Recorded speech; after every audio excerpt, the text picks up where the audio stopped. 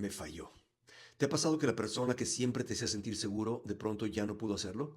No porque dejara de amarte, sino porque enfermó, se cansó, cometió un error o simplemente la vida le recordó que también era frágil. Y en ese momento no solo sentiste miedo, descubriste que una parte de tu paz dependía de alguien que nunca fue diseñado para cargarla. Hace unos años leí que los ingenieros inspeccionan constantemente los puentes buscando grietas casi invisibles. No esperan a que la estructura se derrumbe, porque saben que el colapso casi nunca comienza el día que el puente cae.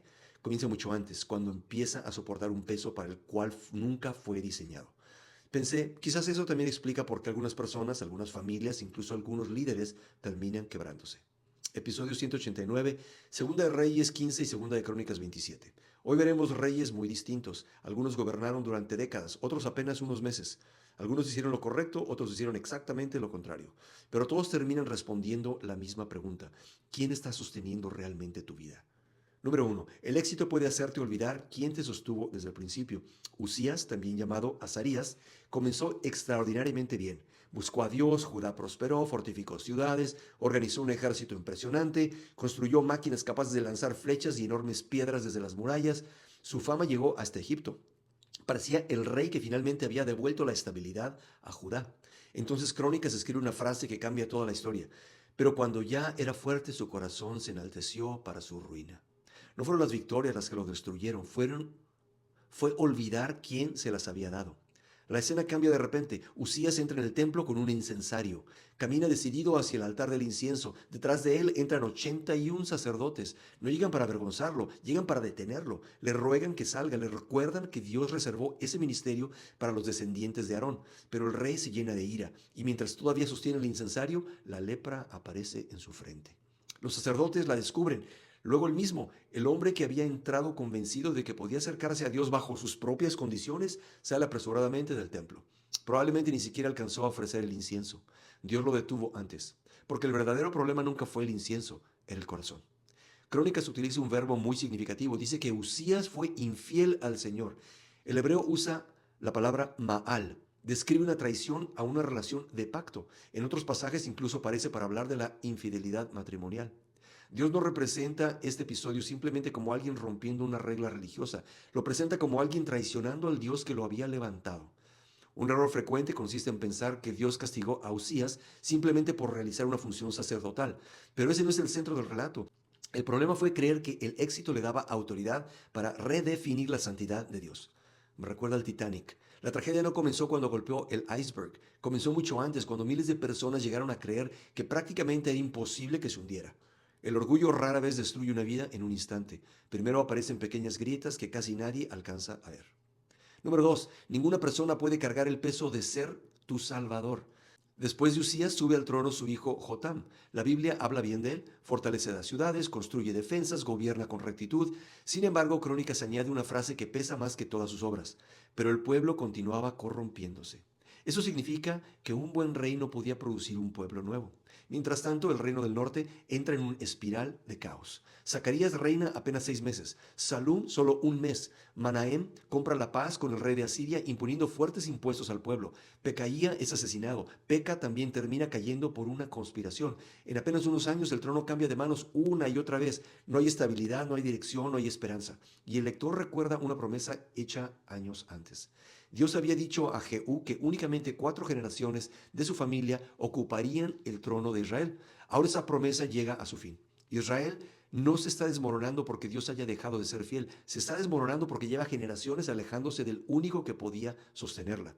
Existe un fenómeno psicológico llamado efecto halo. Cuando admiramos profundamente una cualidad de alguien, comenzamos a creer que también será extraordinario en todo lo demás.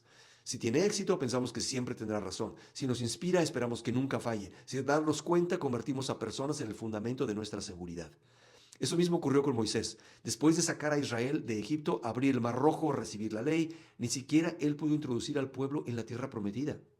No porque Dios hubiera dejado de amarlo, sino porque Israel necesitaba aprender que su esperanza nunca debía descansar en Moisés. Los mejores líderes de la Biblia siempre apuntan hacia Dios, nunca ocupan su lugar. La filósofa Simone Weil escribió que uno de los grandes errores del ser humano consiste en pedirle a otra persona lo que solamente Dios puede dar. Esperamos seguridad absoluta, identidad absoluta, esperanza absoluta y terminamos aplastando relaciones con expectativas imposibles. Muchas relaciones no se rompen por falta de amor, se rompen porque estaban intentando sostener un peso que nunca les correspondía. Eso me recuerda a una escena de Un cuento de Navidad, de Charles Dickens. Ebenezer Scrooge había construido toda su seguridad sobre el dinero. Creía que mientras conservara su riqueza estaría a salvo. Pero cuando los espíritus le muestran el final de su vida, descubre que aquello en lo que había confiado nunca pudo sostener su alma. Dickens no estaba escribiendo un tratado de teología, pero entendió algo profundamente verdadero. Cuando el corazón descansa sobre un fundamento equivocado, tarde o temprano todo empieza a derrumbarse. Número 3. Solo Dios puede sostener el peso de tu vida. Al terminar la lectura de hoy, queda claro que todos los reyes tienen algo en común. Los buenos tienen límites, los malos dejan heridas, los fuertes envejecen, los exitosos caen. La Biblia no está intentando que encontremos al gobernante perfecto, está preparando nuestros ojos para el único rey que jamás fallará. Jesús contó una parábola sobre dos hombres que construyeron una casa. Las dos parecían firmes, las dos soportaban los días tranquilos, pero cuando llegó la tormenta solo una permaneció en pie. La diferencia nunca estuvo en la tormenta, estuvo en el fundamento. Eso mismo vemos en esos capítulos. Usías fortaleció murallas, pero descuidó su corazón. Israel buscó seguridad en reyes, alianzas, ejércitos y poder político, pero ningún reino permanece firme cuando reemplaza al rey verdadero. Volvamos al puente del principio. Las grietas no aparecen porque el puente sea malo, aparecen cuando comienza a soportar un peso para el que nunca fue diseñado. Quizá hoy esa imagen describe tu vida. Tal vez has puesto sobre tu esposo el peso de darte una paz que solo Dios puede dar. Sobre tu esposa la responsabilidad de llenar todos los vacíos de tu corazón. Sobre un pastor la expectativa de que jamás te decepcione. Sobre un hijo el propósito de toda tu existencia. O quizás sobre tus propios hombros. Vives creyendo que si tú dejas de sostenerlo todo, tu familia se vendrá abajo. Pero ese lugar nunca te perteneció. Solo Dios puede cargar el peso completo de tu vida, sin quebrarse jamás. Cuando Él vuelve a ocupar el centro, las personas dejan de ser nuestros salvadores y vuelven a ser el regalo que Dios quiso que fueran. Oremos. Padre, gracias porque tú nunca cambias. Perdónanos cuando hemos descansado más en personas que en ti. Perdónanos cuando hemos esperado de otros lo que solamente tú puedes dar. Enséñanos a confiar en ti, a amar profundamente a quienes nos rodean sin poner sobre ellos un peso que nunca fueron creados para llevar. En el nombre de Jesús. Amén. Si mañana desapareciera la persona que hoy más seguridad te da, ¿seguirías creyendo que Dios es suficiente? Porque la respuesta a esa pregunta puede revelar quién ha estado sosteniendo realmente tu corazón.